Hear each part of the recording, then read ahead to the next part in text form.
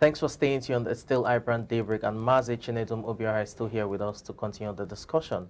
Now, after weeks of dilly-dallying and horse trading, the People's Democratic Party, PDP, on Saturday night ignored the clamor for the rotation of the 2023 presidency and elected former Vice President Atiku Abubakar as its presidential candidate for next year's general election.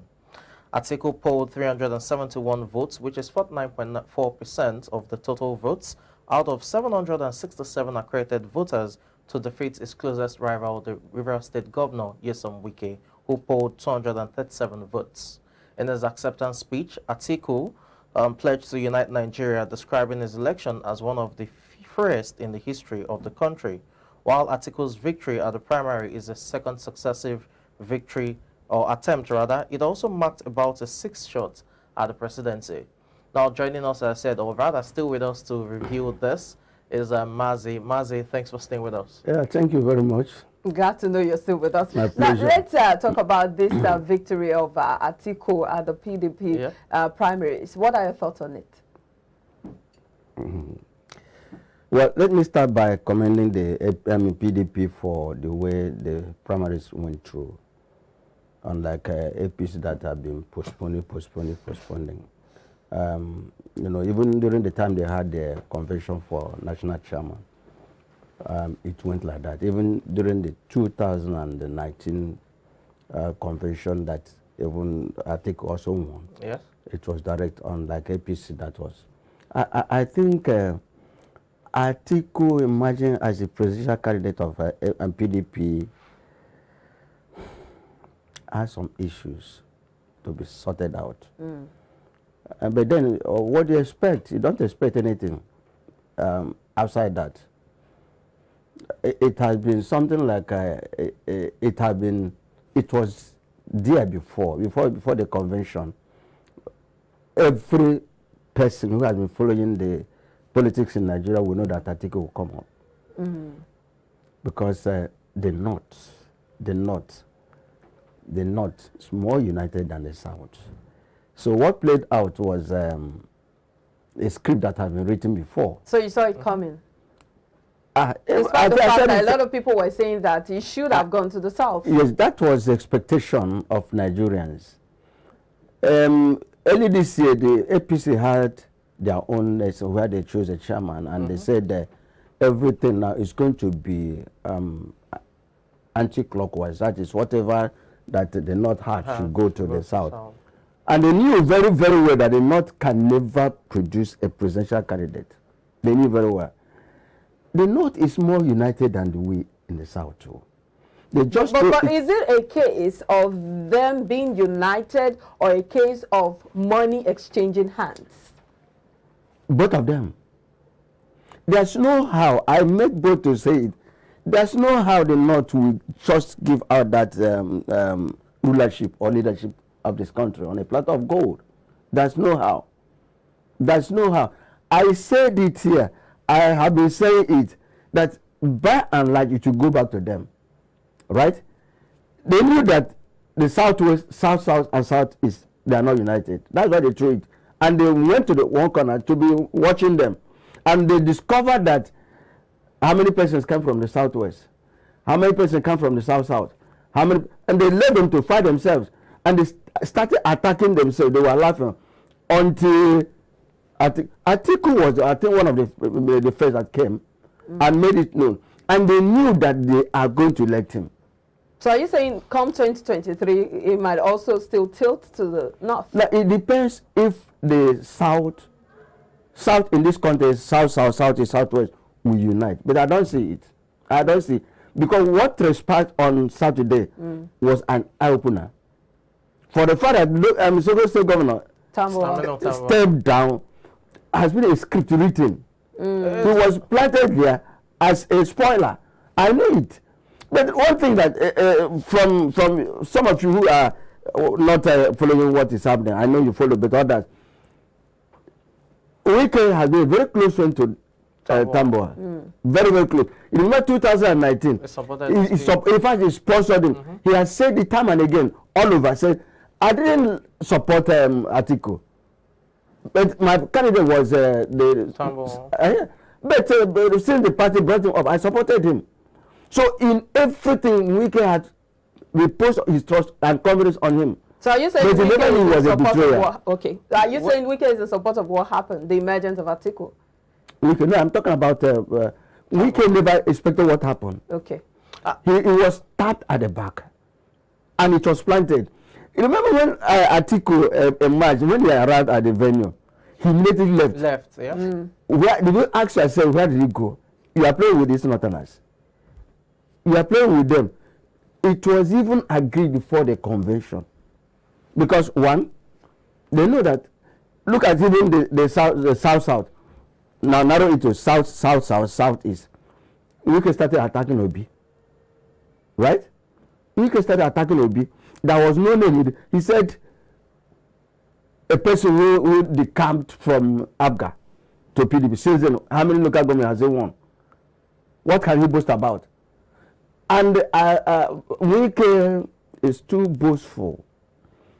He has so many enemies. And I didn't foresee Wike winning. I didn't. Unfortunately, he has spent millions of dollars. Look at what happened. We read, I wasn't there. I didn't know that I think it was given $20,000 per candidate. Delegates. And Wike was given 15. Tambo was yes, he was given. Tambo was given $10,000. Saraki was given $10,000. We also heard that Atiku gave Kwakwanso, his delegates, $15,000 each, and you would think that the Northerners will be Northerners will cling to their own. They know what they are doing, and it is going to be like that.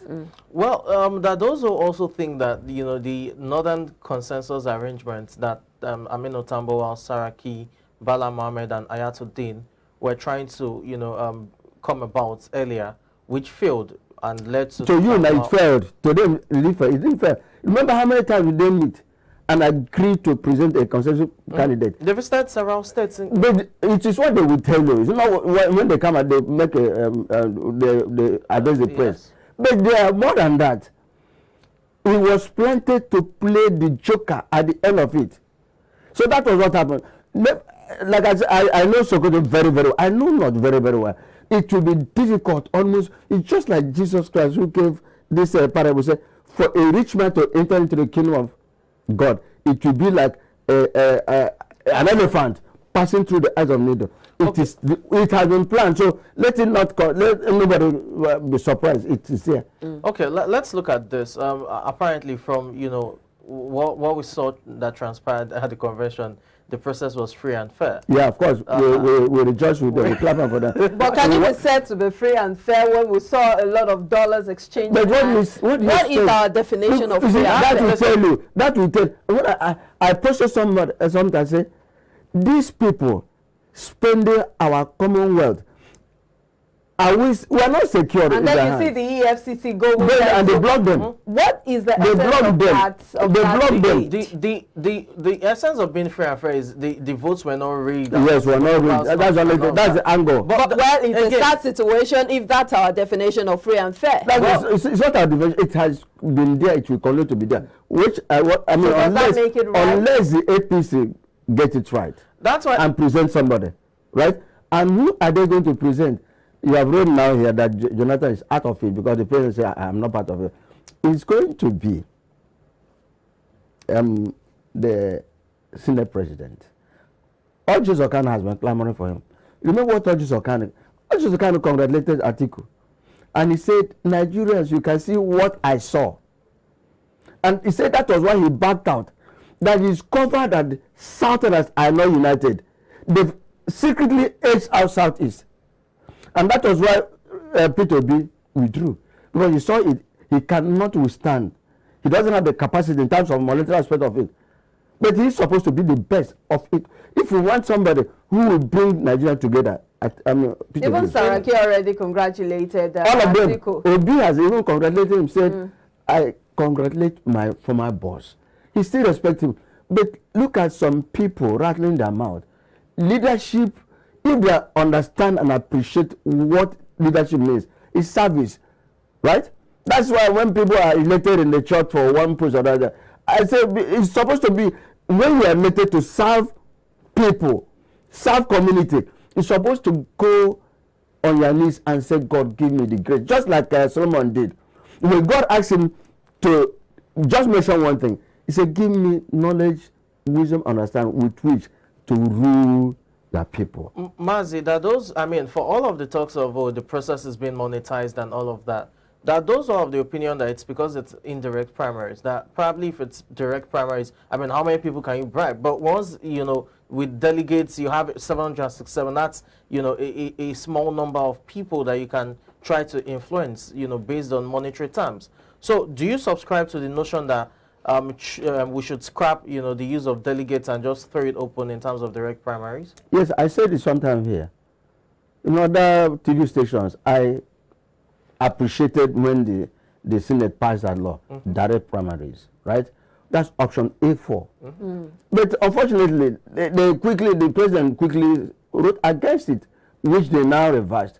So this is what we are saying. Whether fewer delegates or large delegates, what is crying will continue to cry. What is happening will continue to happen. It's only you and I that don't have this money. The politicians, they've cornered our Commonwealth. So you can't, you see, I said sometime, we are finished, Nigeria is finished. Nigeria is not finished. Mazi, we have to stay positive. Okay. I'm talking about our economy. Look at what is happening. Are you happy that I read somewhere that each delegate went home with 30 million naira? Our students are on the street. There's no light. There's no water. There's no road. But politicians have this money. How much is our budget for this year? Mazi, a lot of people. And out of the budget, we discussed sometime here that, excuse me, that between 73 and 75% of it goes for debt servicing. Now, we also saw when 100 million naira was being tagged for the nomination fee. Yes. Where did they get this money?